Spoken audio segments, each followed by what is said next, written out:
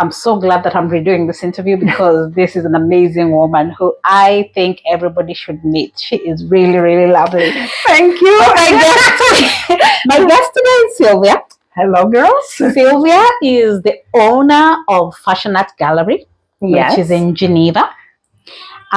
She loves fashion, and she is going to talk to us about her business, her passion for fashion, and a lot of things. We'll see how it goes as we continue with the interview, right? So welcome. Yeah. Who is Sylvia? Welcome. And who is Sylvia? So Sylvia is a woman that have been working almost 20 years in international business. Before I was working at international companies as a director of recruitment, talent acquisition. So completely different environment. It was IT environment, but I had really this passion for made in Italy and for the fashion because before I lived in Italy, so that's why. And after COVID, I was like, okay, but I don't want to travel again so intensively. And I have in my head this project to launch the gallery for niche brands. So I was like, okay, or now or never. And I started firstly my online business, so Fashion Art Gallery online store. But it's not what I wanted because I really wanted to have something physical that people are coming here and a part of no clothes or bags or bijou they are getting as advice, like how to combine the colors or what to wear together, or like the dresses and combine it with accessories. So this was what I wanted, and then here we are. I found this space, and yeah.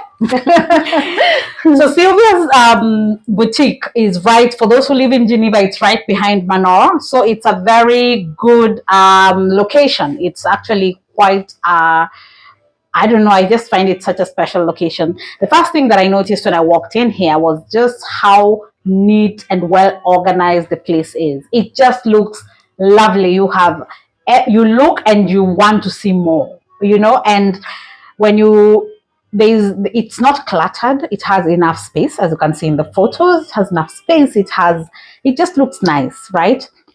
And so is this something that you've always been like this? Is it you? Because I'm not a neat person. I am super organized. I was as well in the office, like now everything had to be super organized. I was leading the teams, and now I was driving them crazy because I wanted to have everything in order, everything on the right place.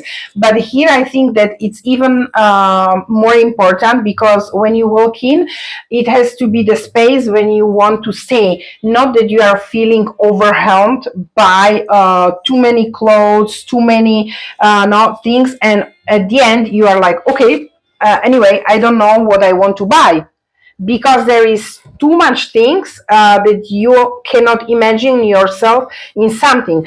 So what I want really to give the possibility people like, wow, this is amazing, how I can now put it in my wardrobe, how I can combine it, or what I am doing as well with my clients, like when they are looking for something special, for example, for no wedding or some events, I'm just like, bring your dress and we will find the accessories, or with accessories, bring your accessories, we will find something dress that can be fitting you for that particular event. Exactly. I think that's the other thing. So many of the ladies who watch my channel come from Networking in Heels, and these are women who, most of them have full-time jobs. They have husbands and children, so nobody has time, right? Yeah. And you walk into a place and you have all that. There is really a lot. And speaking for myself, what I end up doing is I want a blouse. Which one can I afford? Sometimes I don't even try them on. I just take something that I can afford, and then, okay, fine, this is what I want. And then I get home, try it on, and maybe I like it, but then after like a week, I wear it once and then I realize it's not really for me. So I think sometimes having less is more, because I have a closet full of clothes, which I hardly ever wear. which is bringing me to my next topic. That is not good for the planet. No. It's really not. No. And there is one thing that you're very passionate about: Yeah. sustainability and sustainable fashion. Tell us about it. That's exactly, I'm like kind of excitement, because this is exactly where we are, like, everybody is we are taking care about the environment, we are switching off the red life at home, and all these small things that we are looking for to save the planet. But then we just go for shopping, and we are buying the stuff that maybe is costing less, but the quality is not there, and just keeping it in the wardrobe and forgetting that we buy it, right? Yeah. So here, really, like, I want to give first of all, the space to the creators, designer that are or emerging, or somehow they are contributing to the categories. No, we were discussing last time. The categories like women coming back from the maternity, or they lost the job, etc., so that they can work for those brands, and indirectly, people that are buying items here, they are contributing to salary of these women. Yes. And that's, for me, it's really important. So this is the first thing. Second thing is that really I am already buying only necessary goods that I know that I will be selling them. And then if there is a request, okay, I will buy additional pieces, but not buying in the masses, because otherwise you have it in the stock. Maybe you this will remain unsold. So what are you going to do? You are just throwing it somewhere, right? Yeah. And in this way, we are not saving the planet. Exactly. And I feel like we have so much access to cheap things, and it's very tempting to just want a lot. Yes. The reality is, if you get good quality something, you can wear it for longer, and it actually looks even nicer. And I have done a video about recycling of clothes, which is another project by a different person. And this is something that we, especially women, because women tend to be the ones who do a lot of shopping, need to start worrying about, because we are also the mothers, so we need to, take that first step in sustainability, right? Exactly. Now let's talk about sizes, because that's another problem. Yeah. So do you stock things which are normal sizes? Of course. I had this morning the client in the shop that she's XS, right? The really small size. And now I am the big size, so I have to two extremes.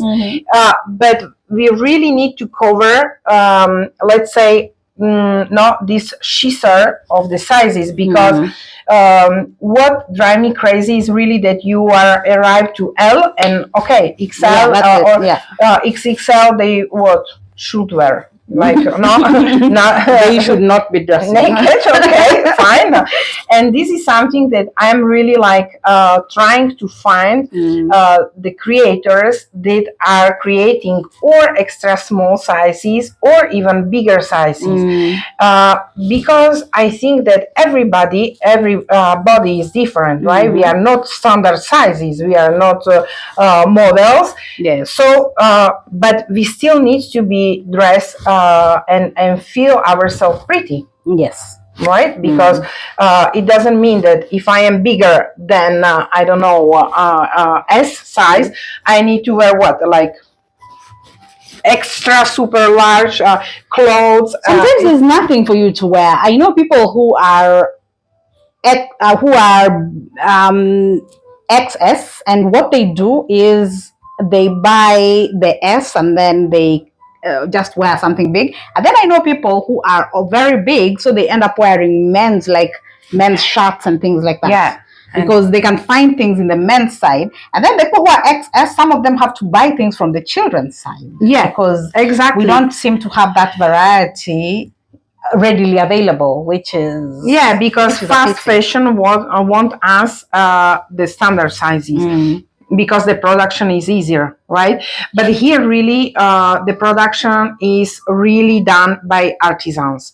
So that's why even what I can do, I can ask them if I have the client and now she wants, I don't know, a certain jacket in 3XL. I can still ask if now she or he can do it. So I think that this is really how should the fashion system work. Yeah. Like not overproduce the same sizes, Yeah. but be more ad hoc Yes. production. Yes. Because in this way you can satisfy people with different sizes. Yes. You are not producing enormous number of the clothes that on the end nobody will buy, because if you see as well, if there are the sales in the shops, first sizes are gone, the extra large, right? Yes. Yes. And then all the standard sizes are there. Yes. Of course, because no, there is really like what 40% of the people that has standard sizes, yes, and the rest are us. Normal people, with the different shape of the body. Yes. So this was really like the first thing when I was opening the boutique, like questioning myself. Okay, but I want to be pretty and I want to dress well. So let's search for the creators and designer that can satisfy these requests. Not overproducing the standard sizes, standard materials, and we are all dressed like in uniforms. But let's focus on those creators and designers who can propose really as well the sizes that are going out of standards, and they can produce it ad hoc. So this is what we are doing. Obviously, this costs a little bit more than fast fashion. But buying... well, the truth is it costs more when you buy it, but in the long run it costs less. Because if I buy something in fast fashion at 20 francs, I can wear it maybe 4 times and then the color starts looking out, whereas if I buy something at even 250, chances are that I can wear it even almost every month for 2 years, and the number of washes does not deteriorate it that fast. So sometimes that's the reason why, like when you go to a secondhand store, you do not find things from fast fashion because they don't make it to that second life, Exactly. And then now you can tell, but I don't want to have basically one dress for 2-3 years. Yes, you don't need to have it because you can recycle it, you can donate it. Yes. Now you can put it in the shops of the second life. So this is the thing, that the life of this item continues, so it's not thrown in the garbage. Exactly. This is the real question. So in this way we are saving the planet. We are. Anyway, so back to our conversation about just women and how we met. So I met her during the Networking in Heels event, and we loved it. She had an event that she was hosting. I was not able to come for it, and it was a fashion. It was the shopping that was for the girls from Networking in Heels. So because the scope as well of the community is exchange and give the possibility to buy with the better prices. That's why I'm trying to create as a mind community where the people are not regularly coming, so I can guarantee that the prices for the stable clients are better, obviously, because if I know that you are on the regular basis coming and buying for your wardrobe or the accessories or whatever, so obviously I am always trying to propose the better prices or the deals that can make you happy. Yes. And I mean, for me, I think that's the other thing that people feel like if you invite them for such an event, they have to come and buy. And my thing was like, I come in here and I look at this and I'm looking at bags and I'm looking at jewelry, and she has amazing jewelry. And you get ideas and you can look and see, oh, these earrings, I have a dress that goes with this earring. So sometimes people feel like you might be feeling like, I'm just not in a place to buy right now.